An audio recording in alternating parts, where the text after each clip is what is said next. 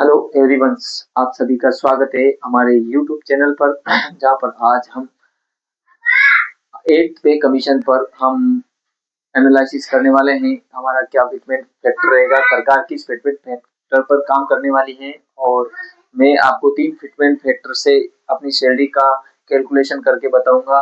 तो आप सभी लोग अपनी बेसिक पे के हिसाब से कैलकुलेशन कर सकते हैं और सरकार की मंशा क्या रहेगी, क्या रहने वाला है सटीक एनालिसिस। तो आज हमारी इस वीडियो में हम 8th पे कमीशन के ऊपर बहुत ही अच्छा एनालिसिस करने वाले हैं। 8वां वेतन आयोग।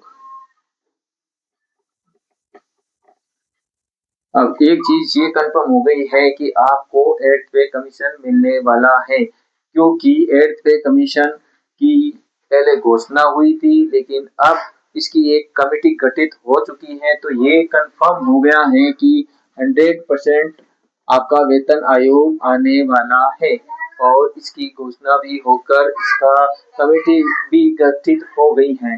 तो 100% आपको 8th पे कमीशन मिलने वाला है और कर्मचारियों की सैलरी में इजाफा होने वाला है। तो आ जाइए। तो 2400 ग्रेड पे में 26,300 बेसिक के ऊपर मैं आज एनालिसिस करूंगा। तो आप सभी लोग इस वीडियो में बने रहिए और इस हिसाब से आप अपनी सैलरी की का भी कैलकुलेशन कर सकते हैं। तो वर्तमान सैलरी के ऊपर मैं अभी फोकस करूंगा। तो सबसे पहले सैलरी में हमारा होता है बेसिक। यहाँ पर मैं 3 फिटमेंट फैक्टर लूंगा। अभी पीआरएसी एंड प्रेजेंट टाइम की जो सैलरी बन रही है उसको बताऊंगा इसमें। और फिटमेंट फैक्टर जो सबसे पहले रहेगा 1.67, दूसरा रहेगा आपका 1.77 और तीसरा रहेगा आपका 1.87। ये एकदम सटीक लग रहा है। इसके ऊपर सरकार की भी मंशा है कि इस के अकॉर्डिंग चले, क्योंकि ये बहुत मिनिमम है और ये लगभग एकदम सटीक है और इसके ऊपर ही सरकार रखने वाली है अपनी मंशा। तो आज ही पहले आपकी प्रेजेंट सैलरी की कैलकुलेशन कर लेते हैं, उसके बाद फिटमेंट फैक्टर 1.67 से करेंगे, फिर फिटमेंट फैक्टर 177 से करेंगे, फिर करेंगे 87 से। 87 से आप अपनी सैलरी देख सकते हैं। तो प्लीज अपना बेसिक पे, ये बेसिक पे इसमें रहने वाला है। और फिर सबसे बड़ा अलाउंसेज होता है वो है डीए। डीए अभी वर्तमान में आप सभी को पता है 58% चल रहा है। तो ये 58% एट पे कमीशन में आपको पता है मर्ज होने वाला है।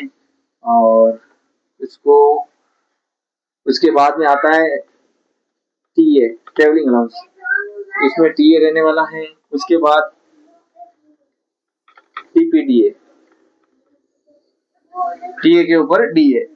इसके बाद यही अलाउंसेज एक कर्मचारी का रहता है। इसके बाद आता है एचआरए। एचआरए यहाँ आ जाएगा। अब इसके बाद आपकी टोटल सैलरी बनने वाली है। और एनपीएस, एनपीएस डिडक्शन भी मैं बता दूंगा, लगभग 10% है। उसके हिसाब से आपका यहाँ पर एनपीएस डिडक्शन बता दूंगा और सैलरी में कितना इजाफा होगा, कितने परसेंट, वो आपका इसके बाद में पता चल जाएगा। तो सबसे पहले आ जाइए आपका बेसिक पे। बेसिक पे रहने वाला है, मैंने कहा 26,300 के हिसाब से मैं बनाने वाला हूँ। तो 26,300 इस बेसिक के ऊपर मैं फिटमेंट फैक्टर सेट करने वाला हूँ। तो 26,300 पर अभी वर्तमान में 58% डीए मिल रहा है। तो 58% डीए है 15,252 रुपए 254 रुपीज। अभी वर्तमान में 58% डीए चल रहा है।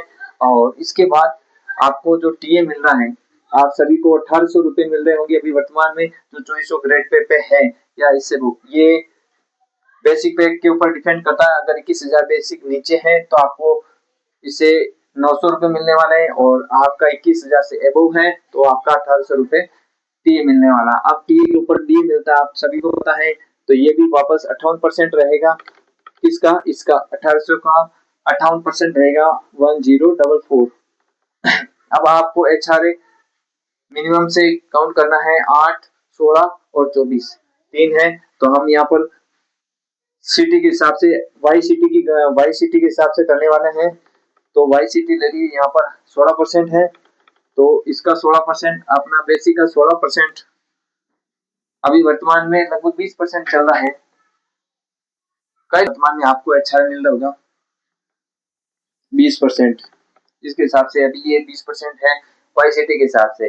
और इसके बाद आपकी टोटल सैलरी लगभग 49,658 ये टोटल हो गई। और 10% कटौती के बाद आपकी सैलरी बच रही है लगभग 45,503 ये एनपीएस डिडक्शन के बाद है। अब अगर फिटमेंट फैक्टर 1.6 के हिसाब से क्या सैलरी बनने वाली है, तो यहाँ पर आ जाइए, बेसिक को आप मल्टीप्लाई कर दीजिए 1.67 से। तो 1.67 से मल्टीप्लाई करेंगे तो आपका हो जाएगा 43,951 रुपए। यहाँ पर डी आपको 0 रहने वाला है और टी यहाँ से 1800 सीधा 3600 ही जाएगा, ये कंफर्म चीज है। सरकार 3600 पर ही रखेगी, क्योंकि अभी ये दोनों मिला के लगभग 2800 रुपए हो रहे, तो 3600 मिनिमम पे जाना ही पड़ेगा, क्योंकि डीए हमेशा इसका डीए 0 हो जाएगा तो ये भी 0 हो जाएगा।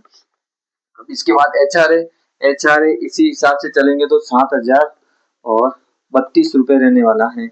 और इस फिटमेंट के हिसाब से आपकी सैलरी बन रही है लगभग 54,583 रुपए। और 10% डिडक्शन के बाद कितनी बचने वाली है? 50,000। तो 50,000 ये फिटमेंट फैक्टर हल्का रह गया, क्योंकि इसमें लगभग 4,500 ही बढ़ रहे हैं, तो इसपे थोड़ी कम मंशा रहेगी। अब इससे एबव ही चलिए, क्योंकि सरकार इससे कम नहीं ले सकती। तो अगला फिटमेंट फैक्टर रहेगा 1.77। तो 1.77 के हिसाब से आपकी बेसिक रहेगी यहाँ पर 46,551। आपको के कुछ नहीं करना, अपनी बेसिक को मल्टीप्लाई करना है जो तीनों फिटमेंट फैक्टर है उसके हिसाब से। यहाँ पर डी आपको 0 कर देना है, ये आपका टीए 3600 रहने वाला है, वापिस ये भी 0 रह जाएगा। और एचआरए अभी जो आपका वर्तमान में चल रहा है उसके हिसाब से आप कैलकुलेट कर सकते हैं 7,448 रुपए। अब इसके हिसाब से आपकी टोटल सैलरी हो रही है लगभग 57,599 रुपए। और 10% डिडक्शन के बाद आपकी सैलरी वापिस हो जाएगी 52,944 रुपए। अब रहने वाला है मेन चीज, ये फिटमेंट फैक्टर, इस पर ही सरकार का फोकस रहेगा। ये मेरे हिसाब से एकदम सटीक एनालिसिस है। फिर आपको 3-4 पॉइंट बता देता हूँ, उसके ऊपर भी रहेगा कि ये किस साइड जाता है। सबसे पहला रहेगा, वो अपने हिसाब से आप देख लेना, मैं जो 3 पॉइंट बता रहा हूँ उसके। एक तो इलेक्शन, अभी वर्तमान में इलेक्शन कहाँ चल रहे हैं उसके हिसाब से देख लेना। अगर इलेक्शन का रिजल्ट पॉजिटिव जाता है तो फिटमेंट फैक्टर यही रहने वाला है। अगर इलेक्शन का रिजल्ट समझ रहे होंगे नेगेटिव जाएगा तो फिर फिटमेंट फैक्टर में थोड़ा इजाफा हो सकता है, क्योंकि सरकार ने इलेक्शन से पहले 2-3 चीजों पर भी अपनी मनोदशा दर्शाई थी। तो आप उसके ऊपर आ जाइए, देखिए ये हो गया जीएसटी। आपको पता है जीएसटी की दरों में गिरावट आई है, किस वजह से आई है, आप सब एनालिसिस कर सकते हैं। जो उसके बाद से प्रभावित होते हैं, आप एक और मुद्दा ले सकते हैं जो अभी लंबित है, एनपीएस और ओपीएस। ये भी एक बहुत बड़ा मुद्दा है। ये अभी डिसीजन करेगा कि इलेक्शन के ऊपर, और बाकी सरकार अपने बजट के अकॉर्डिंग देखती है कि वेतन आयोग में क्या मसाला रहने वाला है। तो अब आ जाइए आप 1.87 से 1.87 से अगर आपका फिटमेंट फैक्टर बैठाते हैं तो आपकी बेसिक सैलरी हो जाएगी 49,000 समथिंग। और डीए आपका 0 रहने वाला है, टीपीडीए 3600 रहने वाला है। और वापस ये टीए पे 0 रहने वाला है। और आपका एचआर यहाँ पर 7,068 रुपए रहने वाला है। और इसके हिसाब से आपकी पूरी सैलरी बन जाएगी लगभग 60,459 रुपए, सॉरी 659 रुपए हो जाएगी। और इस पे 10% डिडक्शन के बाद आपकी सैलरी बचने वाली है लगभग 55,000।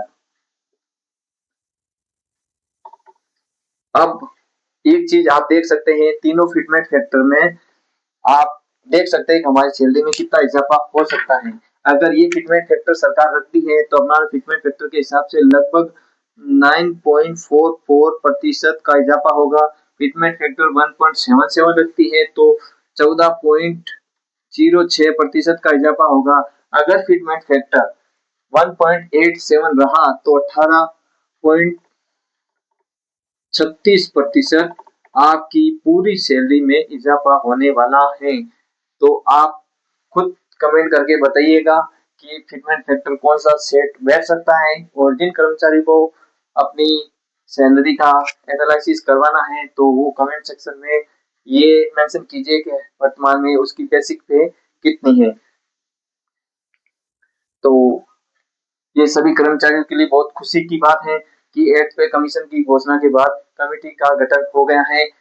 उसके हिसाब से मैंने ये वीडियो आप लोगों के लिए बनाया है, तो आप लोग जरूर इसको देखिएगा और शेयर कीजिएगा। शेयर तो आपका बनता है, क्योंकि जिन कर्मचारी भाई को अपना सैलरी का एनालिसिस करना है तो उस हिसाब से कर सकता है। तो किसी की बातों में ना आए, क्योंकि अभी एड पे गठन के बाद कमीशन गठन के बाद हवा चलने लगी है कि सैलरी में दुगुना तिगुना ऐसा कुछ नहीं है। आपकी सैलरी क्या रहने वाली है आप खुद एनालिसिस कर सकते हैं और भविष्य की प्लानिंग कर सकते हैं। तो इस हिसाब से चलेगा, एकदम ये सटीक है। और वीडियो अच्छा लगा तो आप लाइक कर दीजिएगा, फॉलो कर दीजिएगा, शेयर कर दीजिएगा। धन्यवाद। एड पे कमीशन। धन्यवाद।